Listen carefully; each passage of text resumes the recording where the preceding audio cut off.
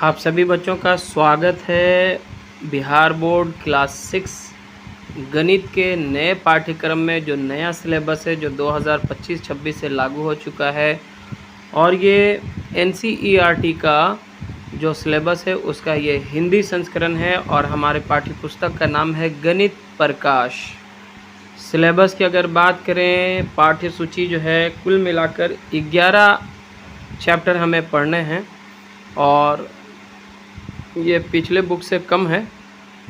और आज के इस वीडियो लेसन में हम जो अध्याय 1 है गणित में पैटर्न यानी कि प्रतिरूप, जो नया डिज़ाइन है बुक का उसमें थोड़ा सा आपको बोरिंग लग सकता है, लेकिन इसे पढ़ना होगा आपने सो दैट के आगे के जो क्लासेस में आपको आसानी हो।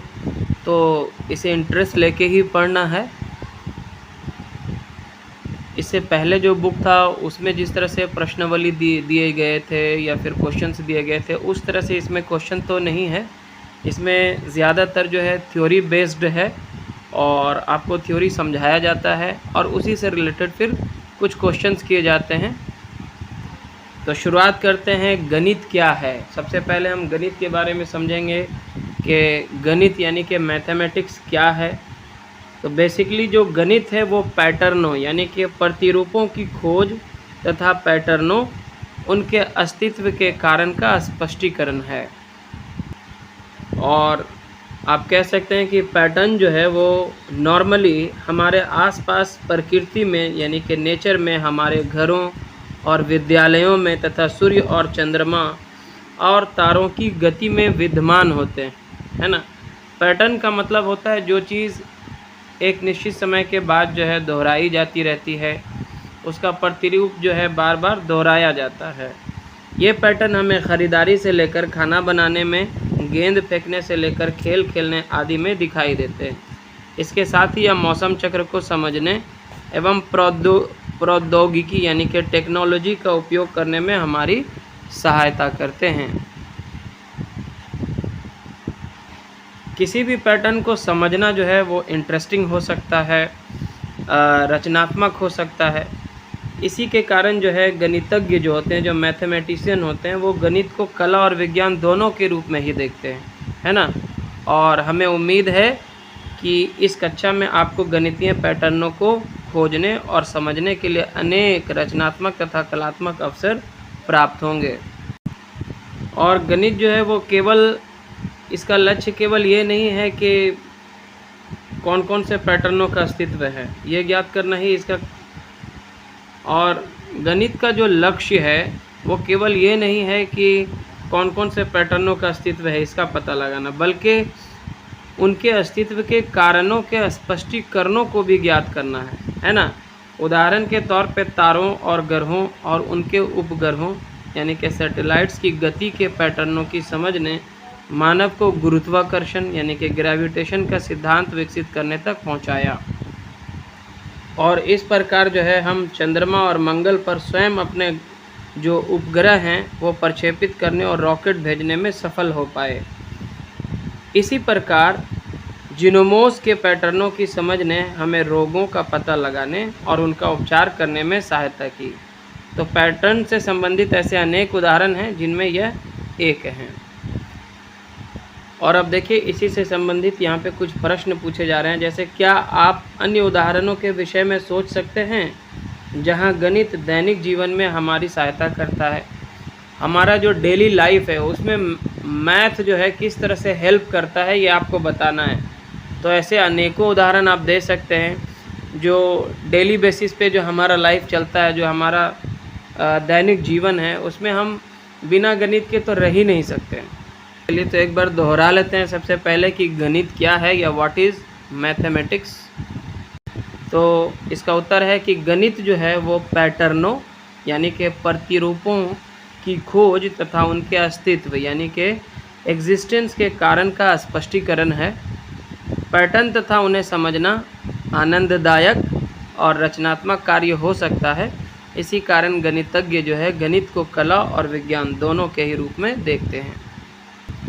और आगे है कि क्या आप अन्य उदाहरणों के विषय में सोच सकते हैं जहां गणित दैनिक जीवन में हमारी सहायता करता है? तो इसका उत्तर आप इस तरह से लिख सकते हैं कि गणित हमारे रोज़मर्रा की ज़िंदगी में बहुत लाभदायक है, बहुत उपयोगी है ना?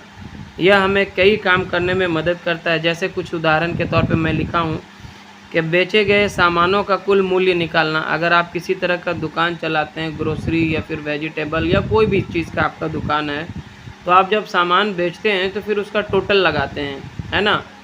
कैलकुलेट करते हैं। इसके लिए आप कैलकुलेटर का भी इस्तेमाल करते होंगे।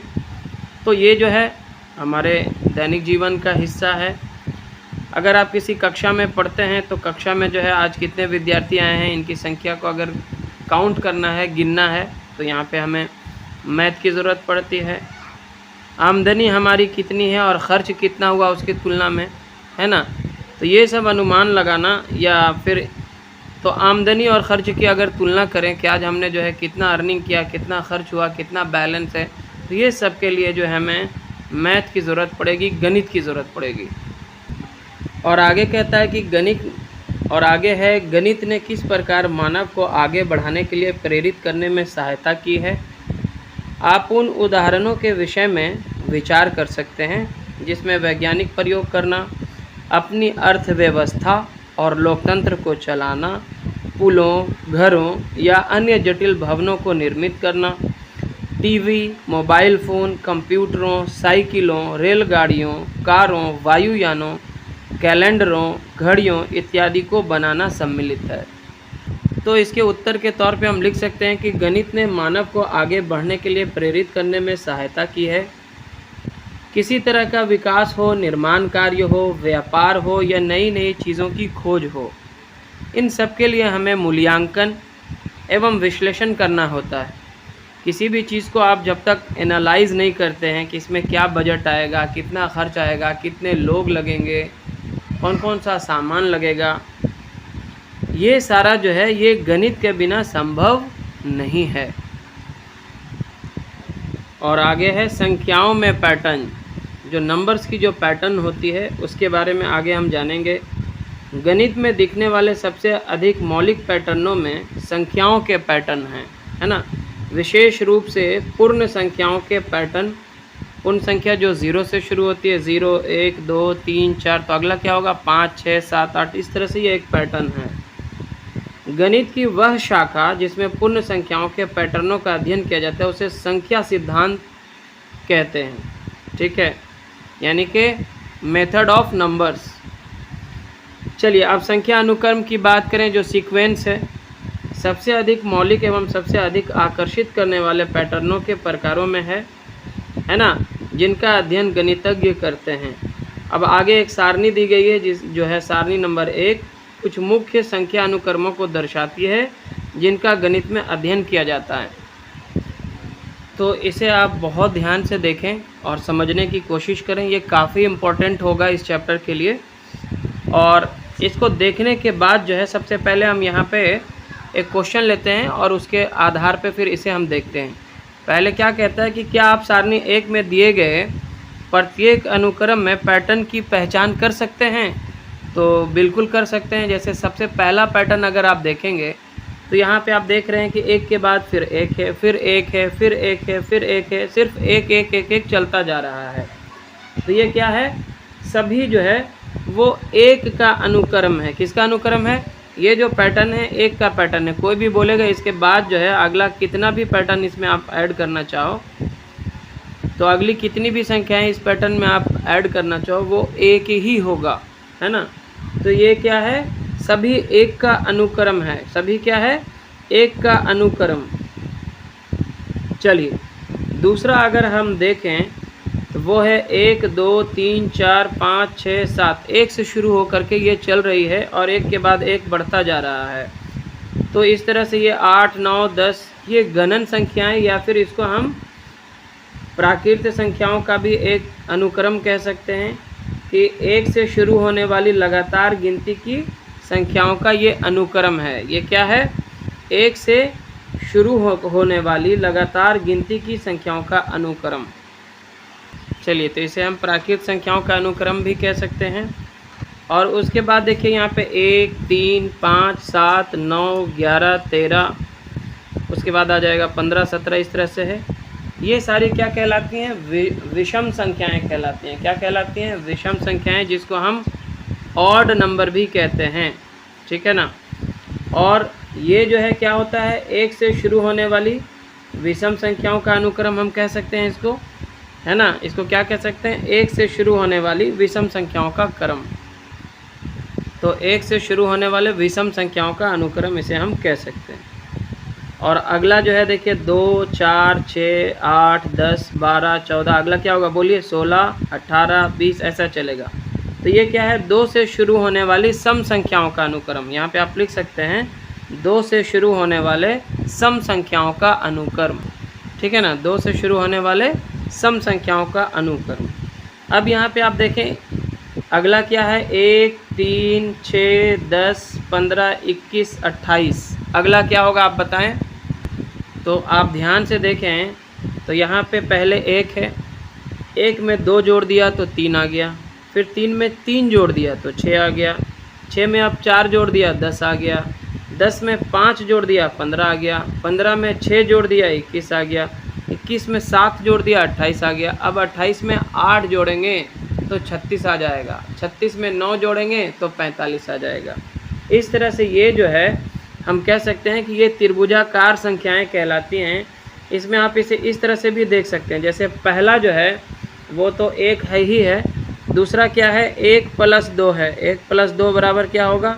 3 होगा। रुकिए इसे हम दिखाते हैं आपको। देखिए जो त्रिभुजाकार संख्याएं थी वो इस प्रकार थी। पहला जो है 1 था, दूसरा में क्या किया है? 1 + 2 कर दिया है तो 3 आ गया। अब क्या किया है? 1 + 2 में 3 और जोड़ दिया तो 3, 3, 6 हो गया। अब 1 + 2 + 3 में 4 जोड़ दिया मैंने, मतलब पहले 2 जोड़ा है, फिर 3 जोड़ा है, फिर 4 जोड़ा है, फिर 5 जोड़ा है, फिर 6 जोड़ा है ना। ऐसे ये बढ़ता चला जा रहा है, ठीक है। तो इसमें किया क्या गया है? जैसे पहला 1 है, 1 में 2 जोड़ के 3 ला दिया गया। अब 3 में जो है 3 और जोड़ दिया गया तो 6 आ गया। अब 6 में 4 जोड़ दिया गया तो 10 आ गया, 10 में 5 जोड़ दिया गया 15 आ गया, 15 में 6 जोड़ दिया गया 21 आ गया। तो इसे इस प्रकार भी आप लिख सकते हैं, प्रत्येक पद पहले n क्रमागत गिनती संख्याओं का योग है। यानी कि पहला जो है तो 1 है, उसके बाद 1 + 2 किया गया, फिर 1 + 2 + 3 किया गया, फिर 1 + 2 + 3 + 4 किया गया, फिर 1 + 2 + 3 + 4 + 5 किया गया। इस प्रकार जो है जो संख्याएं प्राप्त होती हैं 1, 3, 6, 10, 15, 21, 28, 36, 45, 55, ये सब जो है त्रिभुजाकार संख्याएं कहलाती हैं, जिसको हम ट्रायंगुलर नंबर भी कहते हैं। चलिए आगे क्या है? 1, 4, 9, 16, 25, 36, 49, ये वर्ग संख्याएं। वर्ग संख्याएं किसको कहते हैं? जब किसी संख्या को खुद से ही यानी स्वयं से ही गुना किया जाए तो जो संख्या प्राप्त होती है उसे हम वर्ग संख्या कहते हैं। जैसे 1 को 1 से अगर आप गुना करेंगे तो 1 ही आएगा, 1 के बाद 2 ले लीजिए तो 2 को 2 से गुना करेंगे तो 2 दूना 4 आएगा, फिर 3 × 3 = 9, 4 × 4 = 16, 5 × 5 = 25, 6 × 6 = 36, 7 × 7 = 49, तो 8 × 8 = 64, 9 × 9 = 81, 10 × 10 = 100। तो ये सब क्या है? वर्ग संख्याओं का जो है सीरीज़ है। ये कहलाएगा वर्ग संख्याओं का अनुक्रम। क्या कहलाएगा? वर्ग संख्याओं का अनुक्रम। 1 का स्क्वायर है, फिर 2 का स्क्वायर है, फिर 3 का स्क्वायर है, इस तरह से ये चल रहा है, ठीक है। आगे बढ़ते हैं। अगला है देखिए 1, 8, 27, 64, 125, 216। तो यहाँ पे लिखा भी है घन संख्याएं हैं ये घन संख्याओं का अनुक्रम है। घन संख्या क्या होती है? जिसको हम क्यूब नंबर से भी कहते हैं। वर्ग संख्याओं को स्क्वायर नंबर कहा जाता है। यानी जब किसी संख्या को खुद से ही 3 बार गुना किया जाए, 1 × 1 × 1 कितना होगा? 1 ही होगा। फिर 2 × 2 × 2 कितना होगा? 2 दूना 4, 4 दूना 8 होगा। फिर 3 को अगर 3 बार गुना किया जाए तो 3 × 3 = 9, 9 × 3 = 27, फिर 4 को 4 × 4 = 16, 16 × 4 = 64। तो ये जो है हमें घन संख्याएं इस प्रकार प्राप्त होती हैं। तो इसे हम कहेंगे घन संख्याओं का अनुक्रम। घन संख्याओं का अनुक्रम ये किस प्रकार है, 1 का पावर 3, फिर 2 पे पावर 3, 3 पे पावर 3, इस तरह से ये जो है सीरीज दिया गया है, अनुक्रम दिया गया है। उसके बाद यहाँ पे देखें क्या है, 1 के बाद 2, 2 के बाद 3, 3 के बाद 5, 5 के बाद 8, 8 के बाद 13, 13 के बाद 21। इसे विरहांक संख्याएं कहा जाता है। इसमें किस तरह से अनुक्रम बनाए गए हैं देखिएगा अगर आप ध्यान से, तो अनुक्रम में जो है प्रत्येक पद तीसरी पद से शुरू करके पिछले 2 पदों का योग है। 1 और 2 को अगर छोड़ दिया जाए तो 3 को आप देखिए, पहले 3 जो है 1 और 2 को जोड़ने से प्राप्त हुआ है। इसी तरह से अब 2 और 3 को जोड़ेंगे तो 5 आएगा, फिर 3 और 5 को जोड़ेंगे तो 8 आएगा, 5 और 8 को जोड़ेंगे तो 13 आएगा, 13 और 8 को जोड़ेंगे तो 21 आएगा। अब इसी तरह से 13 और 21 को आपको जोड़ना होगा, तो 13 और 21 को जोड़ेंगे तो 34 आएगा, फिर 34 में 21 को जोड़ेंगे तो 55 आएगा। अगला क्या है, 2 की घातें हैं। यहाँ पे आप देखेंगे कि जो अनुक्रम में अगला पद है वो पिछले का क्या है, दुगुना है। जैसे 1 का डबल कितना होगा, 2 होगा, 2 का दुगुना कितना होगा, 4 होगा, 4 का दुगुना क्या होगा, 8 होगा, 8 का दुगुना क्या होगा, 16, 16 का दुगुना 32, 32 का दुगुना 64। इसी तरह से फिर 64 का दुगुना करेंगे तो 128, फिर उसका दुगुना करेंगे तो 256। इस तरह से ये जो है पिछले पद का जो है दुगना दुगना करना है। और यहाँ पे 3 की घातें हैं, मतलब 3 गुना कर देना है। यहाँ पे अनुक्रम में अगला पद पिछले का कितना होगा, 3 गुना होगा। तो आप इसे इस तरह से देख सकते हैं कि 1 का 3 गुना जो है 3 है, और 3 का 3 गुना क्या होगा, 3 तिया 9, 9 का 3 गुना होगा 9 तिया 27, 27 का 3 गुना 27 तिया 81, फिर इसी तरह से 81 का 3 गुना जो है 81 में 3 से जब आप गुना करेंगे तो 243 आएगा। ठीक है, फिर 243 में आप 3 से गुना करेंगे तो 729 आएगा, और 729 में जब आप 3 से गुना करोगे तो 2187 यानी कि 2187 आएगा। आई होप कि आपने इसे काफ़ी अच्छे से समझा होगा। और आगे क्वेश्चन में क्या कहता है देखिए, दूसरा नंबर में, सारणी 1 में दिए गए प्रत्येक अनुक्रम को उसकी अगली 3 संख्याओं सहित अपनी नोटबुक पर पुनः लिखिए। प्रत्येक अनुक्रम के बाद उस अनुक्रम में संख्याओं को बनाने वाले नियम को अपने शब्दों में लिखिए। तो यहाँ पे जो पहला नंबर में था 1 1 1 जो है दिया गया है 7 बार है, तो 8वां बार भी 1 ही आएगा, 9वां बार ही 1 ही आएगा, 10वां बार भी 1 ही आएगा। हमेशा ये 1 1 1 ही आता जाएगा, क्योंकि सभी क्या है, 1 का अनुक्रम है। क्या लिखेंगे, सभी 1 का अनुक्रम यानी कि सीक्वेंस है ना, सीरीज़ है। आगे बढ़ते हैं। दूसरा यहाँ पे दिया है 1 2 3 4 5 6 7, तो अगला क्या होगा 8, फिर उससे आगे 9, फिर उससे आगे 10। इसी तरह से ये 11 12 13 14 ये बढ़ता रहेगा। और यहाँ पे लिखा है ये गणन संख्याएं। गणन संख्याओं को हम गिनती की संख्याएं भी बोलते हैं, प्राकृत संख्याएं भी बोलते हैं। तो यहाँ पे हम लिख सकते हैं, तो इसे हम लिख सकते हैं 1 से शुरू होने वाली लगातार गिनती की संख्याओं का अनुक्रम या प्राकृत संख्याओं का अनुक्रम। और उससे आगे है देखिए यहाँ पे 1 3 5 7 9 11 13 ये विषम संख्याएं लिखा है यहाँ पे। तो यहाँ पे देखिए विषम संख्याएं जो होती हैं, जिसको ऑड नंबर भी हम कहते हैं, वो 1 से शुरू होती है, और यहाँ पे 1 से ही दिया गया है। 1 3 5 7 9 11 13, तो 1 में 2 बढ़ा के लिखेंगे तो 3 5 7 9 11 13, तो अगला क्या हो जाएगा 15, फिर 17, फिर 19। इस तरह से आप लिखेंगे। तो यहाँ पे इसका एक्सप्लेनेशन जो आपको लिखना है वो इस तरह से लिख सकते हैं, 1 से शुरू होने वाली विषम संख्याओं का अनुक्रम। ठीक है, आगे बढ़ते हैं। चलिए अगला ये वाला है 2 4 6 8 10 12 14 सम संख्याएं लिखा है यहाँ पे। तो इसे हम आगे की 3 संख्याएं कैसे लिखेंगे, 2 4 6 8 10 12 14, क्या होगा बोलिए, 16 18 20। तो ये क्या है, 2 से शुरू होने वाले सम संख्याओं का अनुक्रम। ठीक है ना, ये 2 से शुरू होने वाली सम संख्याओं का अनुक्रम यानी कि सीक्वेंस है। अगला है यहाँ पे देखिए त्रिभुजाकार संख्याएं हैं 1, 3, 6, 10, 15, 21, 28। तो इसके बाद का 3 संख्या क्या होगा? तो इसे आप इस तरह से समझ सकते हैं। पहला जो है 1 है, उसके बाद है 3, तो 1 और 2 को जोड़ के 3 आ गया। उसके बाद है 6, तो 1, 2, 3 आगे बढ़ जाएगा, सबको मिलाएंगे तो 6 आ जाएगा। अगला बार हो जाएगा 1, 2, 3, 4, सबको जोड़ेंगे तो 10 आ जाएगा। फिर हो जाएगा 1, 2, 3, 4, 5, सबको जोड़ेंगे 15 आ जाएगा। फिर इस बार 6 तक जाएंगे, 21 आ जाएगा। अगला बार 7 तक जाएंगे, 28 आ जाएगा। अगला बार 8 तक जाएंगे, सबका योग जो है वो 36 आएगा। अगला बार 9 तक जाएंगे, 45 आएगा। अगला बार 10 तक जाएंगे, 55 आएगा। इस तरह से जो है हम कह सकते हैं कि प्रत्येक पद पहले n क्रमागत संख्याओं का योग है। तो यहाँ पे 28 के बाद क्या आ जाएगा? 36, 36 के बाद क्या आ जाएगा? 45, 45 के बाद आ जाएगा 55।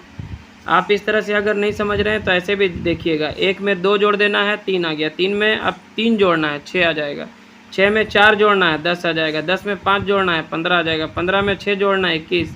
21 में अब 7 जोड़ना है, 28। 28 में 8 जोड़ना है, 36। 36 में 9 जोड़ना है, 45। 45 में 10 जोड़ना है, 55। अब 55 में 11 जोड़िएगा तो 66 आ जाएगा। इस तरह से ये आगे बढ़ता रहेगा। चलिए अगला सीरीज़ लेते हैं। अगला अनुक्रम जो है वो इस प्रकार से है 1, 4, 9, 16, 25, 36, 49 और ये वर्ग संख्याएं हैं, स्क्वायर नंबर्स हैं। तो यहाँ पे इसको आइए हल करते हैं। ये क्या है? 1 का स्क्वायर क्या है? 1 ही आएगा। 1 गुना 1 1 ही आएगा। फिर ये 2 का स्क्वायर है, यानी कि 2 गुना 2 2 गुना 2 बराबर 4 आएगा। फिर 3 का स्क्वायर है, 4 का स्क्वायर है, 5 का स्क्वायर है ना, 6 का स्क्वायर है। तो 3 का स्क्वायर क्या होगा? 3 गुने 3 3 तिया 9। 4 का स्क्वायर क्या होगा? 4 गुने 4 4 चौके 16। इसी तरह से 5 का स्क्वायर क्या होगा? 5 गुने 5 यानी 5 पचे 25। इसी तरह से 6 का स्क्वायर क्या होगा? 6 गुना 6 यानी कि 36। ठीक है। उसके बाद जो है 7 का स्क्वायर होगा, क्योंकि सीरियल नंबर से बढ़ रहा है तो 7 गुने 7 बराबर 49 आ जाएगा। इसी तरह से 8 का स्क्वायर करना होगा अगला, तो 8 गुने 8 8 64 आ जाएगा। फिर 9 का स्क्वायर होगा, तो 9 का स्क्वायर कितना होगा? 9 गुने 9 यानी कि 9 9 81। इसी तरह से फिर 10 का स्क्वायर होगा, 10 गुने 10 यानी कि 10 दाहिए 100। तो इस तरह से अगली 3 संख्या हमारी कौन आ जाएगी? 49 के बाद 64, 81 और 100। तो यहाँ पे आपको भर देना है 64, 81 और 100। और ये सब क्या हैं? तो इन्हें हम वर्ग संख्याओं का अनुक्रम या सीक्वेंस जो है वो कह सकते हैं। ठीक है, आगे बढ़ते हैं। आगे जो है वो है हमारा घन संख्याओं का अनुक्रम 1, 8, 27, 64, 125, 216। अगली 3 जो है पैटर्न आपको लिखना है यहाँ पे। तो यहाँ पे देखिए पहला क्या है? 1 का घात 3 है, 1 का घन है तो 1 गुने 1 गुने 1 1 ही होगा। फिर अगला जो है 2 का घन है, तो 2 गुने 2 गुने 2 2 दूना 4 4 दूना 8। फिर 3 तिया 9 9 तिया 27, 4 चौके 16 16 चौके 64, 5 पचे 25 25 पचे 125, 6 छक 36 36 छके 216।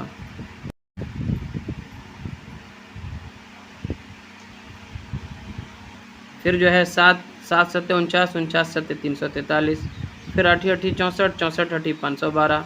फिर 9 9 81 81 9 721। तो अगला जो 3 सीरीज़ हो जाएगा इसमें हो जाएगा 343, 512 और फिर 721। ये सब क्या है? घन संख्याओं का अनुक्रम है। और अगला जो है वो है विरहांग संख्याएं। इस तरह से है 1 2 3 5 8 13 21। इसके बाद का 3 जो है पैटर्न आपको बताना है। तो यहाँ पे हम देख सकते हैं ये जो संख्या है ना, पहला और दूसरा तो चलिए ऐसे ही रहने दीजिए। उसके बाद देखिएगा तो 1 और 2 को जोड़ के 3 आ गया है ना। अब लास्ट का 2 लीजिएगा, 2 और 3 इसको जोड़ने से 5 आ गया है। अब 3 और 5 को जोड़ने से 8 आ गया है। अब 5 और 8 को जोड़ने से 13 आ गया है। तो अब 8 और 13 को जोड़ेंगे तो 21 आ जाएगा। इसी तरह से 13 और 21 को जोड़ेंगे तो 34 आ जाएगा। अब क्या करेंगे हम? 21 और 34 को जोड़ेंगे तो हमारा जो है 55 आ जाएगा। और जब हम 34 में 55 को जोड़ेंगे तो हमारा जो है 89 आ जाएगा। तो यहाँ पे आप देख सकते हैं कि पहले 2 संख्याओं का योग है, 1 और 2 को जोड़ा तो 3 आ गया, फिर 2 और 3 को जोड़ा तो 5 आ गया, फिर 3 5 को जोड़ा तो 8 आ गया, 5 8 को जोड़ा 13 आ गया, 8 और 13 को जोड़े तो 21 आ गया, 13 21 को जोड़ेंगे तो 34 आ जाएगा, 21 और 34 को जोड़ेंगे तो 55 आ जाएगा, और फिर 34 और 55 को जोड़ेंगे तो 89 आ जाएगा। इस तरह से जो है हम अगली पदों को निकाल सकते हैं। अगला निकालने के लिए यहाँ पे आपको क्या करना पड़ेगा, 55 और 89 को जोड़ के अगला पद निकालना पड़ेगा। और आप देखेंगे अंतिम से दूसरा जो है वो है 1 2 4 8 16 32 64, जिसको हम 2 की घातें यहाँ पे लिखा हुआ है, इसे हम इस प्रकार, और अंतिम से दूसरा है 1 2 4 8 16 32 64। तो अगली 3 जो है अनुक्रम आपको बताना है। आप इसे इस तरह से समझ सकते हैं, 1 का दुगना क्या है, 2 है, फिर 2 का दुगना 4 है, 4 का 2 गुना 8 है, 8 का 2 गुना 16 है, 16 का 2 गुना 32 है, 32 का 2 गुना 64 है। यहाँ तक दिया गया है। अब हम क्या करेंगे, 64 का 2 गुना निकालेंगे जो कि आएगा 128, फिर 128 का 2 गुना करेंगे 256, और फिर 256 का 2 गुना करेंगे तो 512। इस तरह से इसका भी दुगना करेंगे तो 1024 आ जाएगा। तो हम लिख सकते हैं कि अनुक्रम में अगला पद पिछले पद का दुगुना है। और सारणी 1 का जो अंतिम अनुक्रम है वो इस तरह से है 1 3 9 27 81 243 729। इसके आगे का 3 जो पैटर्न है वो हमें लिखना है। इसे हम इस प्रकार समझ सकते हैं। तो इसे आप जब ध्यान से देखेंगे तो वो आपको इस तरह से दिखेगा। पहला जो है 1 है, उसके बाद दूसरा जो इसमें अनुक्रम है 1 में 3 से गुना करके लाया गया, 1 तिया 3, फिर उसमें फिर से 3 से गुना किया गया तो 3 तिया 9, 9 तिया 27, 27 तिया 81, 81 तिया 243, 243 में 3 से गुना किया है तो 729 आ गया। यहाँ तक आपको दिया गया था। अब 729 में 3 से गुना किए तो कितना आ गया, 2187। तो यहाँ पे 2187 आप भर लीजिए, 2187, ठीक है। उसके बाद आप 2187 में गुना करेंगे 3 से तो क्या आ जाएगा, 6561। तो 6561 यानी 6561 भी आप बोल सकते हैं। और फिर इसमें जब आप 3 से गुना करोगे तो आ जाएगा 19681, ठीक है। क्लियर है। तो इस तरह से यहाँ पे हम कह सकते हैं कि अनुक्रम में जो है अगला पद यानी कि नेक्स्ट पद पिछले पद का तिगुना है। और इस तरह से स्टूडेंट्स, आई होप कि आपने अभी तक जितने भी हम लोगों ने संख्याओं में पैटर्न देखे हैं उसे आपने अच्छे से समझ लिया होगा। आज के इस वीडियो लेसन में इतना ही रखते हैं। आगे के पैटर्नों को हम नेक्स्ट वीडियो लेसन में समझने की कोशिश करेंगे और समझ के रहेंगे। तो अगर आपको ये वीडियो लेसन पसंद आया तो ज़रूर से इसे लाइक करें, शेयर करें अपने सभी दोस्तों के साथ। और चैनल पे नए हैं या अपने चैनल को अभी तक सब्सक्राइब नहीं किया है तो सब्सक्राइब ज़रूर करें। Thanks for watching.